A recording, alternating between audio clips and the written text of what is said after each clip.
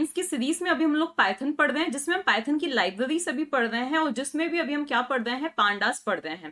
Previous video में मैंने pandas का इंट्रोडक्शन दे दिया था आपको। इसके अलावा ये बता दिया था कि सीरीज डेटा स्ट्रक्चर क्या होता है पांडास में और डेटा फ्रेम डेटा स्ट्रक्चर क्या होता है। डेटा फ्रेम किस तरह से क्रिएट की जाती है ये भी हमने देख लिया था, ठीक है। जैसे एक डिक्शनरी को हम कैसे डेटा फ्रेम में कन्वर्ट कर सकते हैं ये हमने समझ लिया था।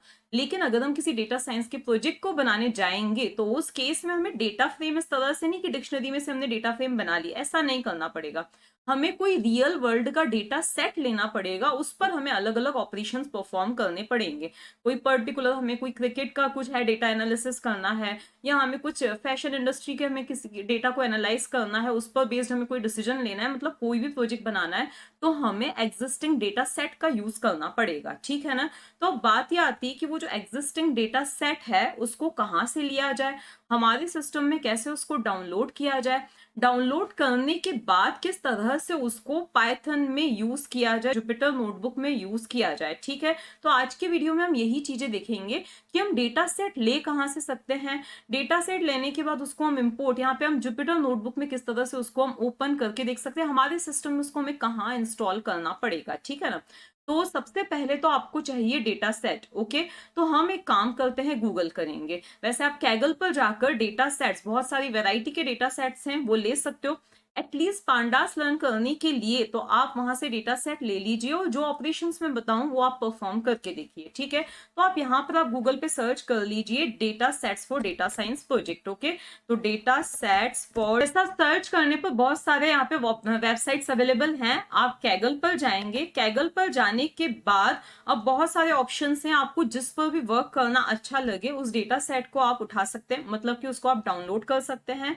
तो यहाँ पर ये देख सकते हैं आप, यहाँ पर बहुत सारे डेटा सेट्स, पहले यहाँ पे ये क्या है, ट्रेंडिंग डेटा सेट्स हैं, आप चाहें तो इनको डाउनलोड कर सकते हैं। अगर आप चाहते हो कि नहीं मुझे कोई सा पर्टिकुलर सर्च करना है, लाइक आपको क्या सर्च करना है, कुछ फैशन से रिलेटेड कुछ सर्च करना है, तो आप उसको क्या करेंगे, सर्च करेंगे, ठीक है। तो उसको हमने सर्च किया, फैशन से रिलेटेड जो भी यहाँ पे डेटा सेट्स होंगे वो आपको अवेलेबल मिलेंगे, ओके। फैशन प्रोडक्ट्स हैं या फैशन प्रोडक्ट इमेजेस जो कुछ भी हैं यहाँ पे आपको मिल जाएंगे, ठीक है। जैसे मैंने कौन सा किया था, मैंने यहाँ पे किया था स्विगी, ओके। तो यहाँ पे मैंने स्विगी सर्च किया था और स्विगी से रिलेटेड देखो ये Swiggy sorry restaurant data set आ गया, स्विगी रेस्टोरेंट डेटा सेट आ गया, ओके। तो जिसमें भी आपको इंटरेस्ट है उस पर हमने क्या किया, क्लिक किया, ओके। क्लिक करने के बाद यहाँ पे ये डाउनलोड ऑप्शन है, आपको क्या कर लेना है, उसको डाउनलोड कर लेना है, ठीक है। डाउनलोड कर लेने के बाद क्या होने वाला है, ये फोल्डर जो है डाउनलोड्स नाम के फोल्डर में चला जाएगा, ओके। लेकिन हम क्या चाहते हैं, और यहाँ पे आपका रजिस्ट्रेशन वगैरह का साइन इन, मतलब यहाँ पे कोई फीस नहीं है, आपको बता देना है कि आप गूगल से ही साइन इन करना चाहते हैं तो आप गूगल से साइन इन करेंगे और आप डेटा सेट को क्या कर सकते हैं, डाउनलोड कर सकते हैं।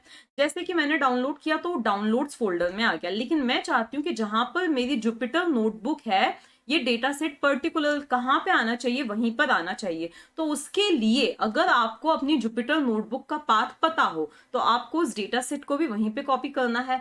नहीं पता हो तो एक कोड मैं बता रही हूँ, उस कोड की हेल्प से आप क्या कर सकते हो, जुपिटर नोटबुक का पाथ पता कर सकते हो। ये वाला कोड लिखना है, import OS for operating system.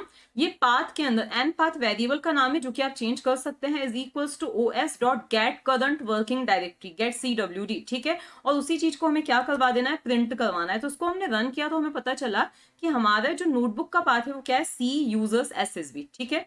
अब आपके डाउनलोड्स के अंदर क्या आ चुका होगा, वो जो स्विगी नाम का डेटाबेस है वो आ चुका होगा, ठीक है। तो आपको वहां पर पहुंचना है, तो हम कहां पर आ जाएंगे, यहाँ पर पहले डाउनलोड्स के अंदर, डाउनलोड्स फोल्डर के अंदर आ जाएंगे, ठीक है।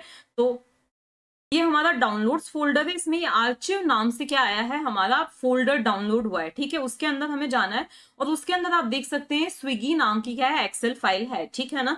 तो इसको हमें क्या कर देना है, कॉपी कर देना है, ठीक है। और हमारा जो डेटा सॉरी नोटबुक का पाथ था वो कौन सा था, तो सी ड्राइव के अंदर यूजर्स के अंदर एसएसबी, ठीक है। यहाँ पे हमें उसको क्या कर देना है, पेस्ट कर देना है। अब मैंने ऑलरेडी पेस्ट कर रखा है तो मैं सीधे कहां पर जाऊंगी, जुपिटर नोटबुक पर ही जाऊंगी, ठीक है। तो हम कहाँ आ गए, हमारी नोटबुक पर आ गए, ओके। अब हमें क्या करना है, तो देखो ये जो होती है, अब आपको एक कंसेप्ट समझना है, कॉमा सेपरेटेड वैल्यू फाइल्स, ठीक है, CSV। Comma separated value files.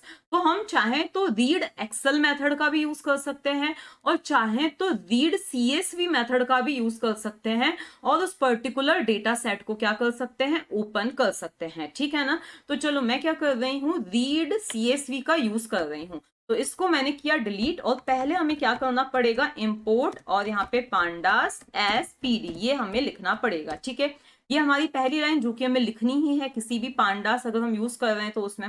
Okay, उसके बाद सपोज मैंने यहाँ पे लिख दिया है डीएफ। ओके, तो डीएफ, तो ये डीएफ मैंने जस्ट नाम दिया है, इज इक्वल्स टू यहाँ पे मैं लिखूंगी पीडी डॉट रीड और अंडरस्कोर फिर यहाँ पे लिखूंगी सीएसवी।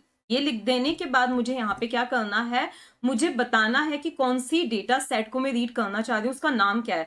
तो उसका नाम जैसा कि मैंने बताया था क्या है, तो उसका नाम है स्विगी। ओके, और यहाँ पे था पीछे उसके हमें क्या लगाना है, CSV लगाना है, मतलब उसका एक्सटेंशन मुझे क्या देना है, CSV देना है।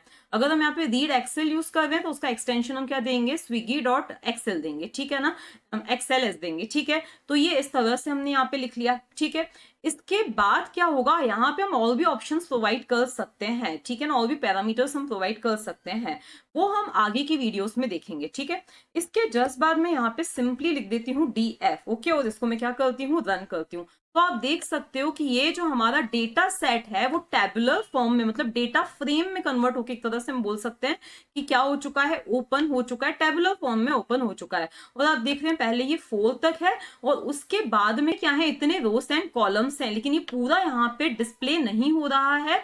यहाँ पे बता रखा है कि हाँ टोटल कितनी है, 8680 क्या है, 8680 क्या है टोटल रोस है और 10 क्या है, कॉलम्स हैं। अब इस पर हम दूसरे भी ऑपरेशंस जो परफॉर्म कर सकते हैं, ये डेटा सेट अवेलेबल है ना। अब हम और कौन से इसमें पैरामीटर्स दे सकते हैं, अगर मुझे पर्टिकुलरली 2 ही रोज चाहिए, सॉरी 2 ही कॉलम्स चाहिए, अगर मुझे पर्टिकुलरली 5 रोज ही चाहिए, तो चलो मैंने यहाँ पे क्या लिख दिया, DF डॉट हेड और फिर यहाँ पे क्या लिख दिया है, सपोज मैंने 10 लिख दिया है। ओके, तो ऐसा करने पर क्या आ रही है, टोटल कितनी रोज आ रही है, यहाँ पर टोटल 10 रोज डिस्प्ले हो रही है। ठीक है, तो इसी तरह के और भी हम ऑपरेशंस परफॉर्म करेंगे, लेकिन वो नेक्स्ट वीडियोस में।